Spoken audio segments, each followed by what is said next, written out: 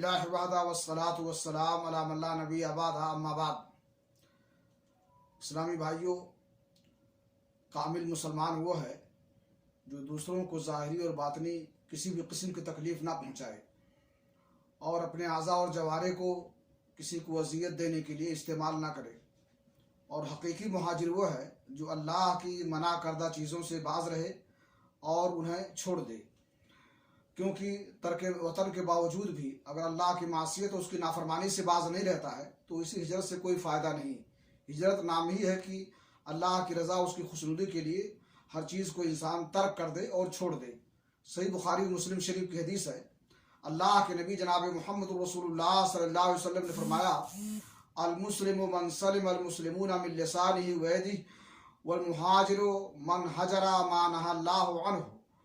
حقیقی مسلمان وہ ہے جو اپنی زبان اور ہاتھ سے دوسروں کو تکلیف نہ پہنچائے اور اس کی زبان سے، اس کے ہاتھ سے دوسرے لوگ محفوظ رہیں، اور مہاجر وہ ہے جو اللہ کی منع کردہ چیزوں کو چھوڑ دے اور ان سے دور رہے۔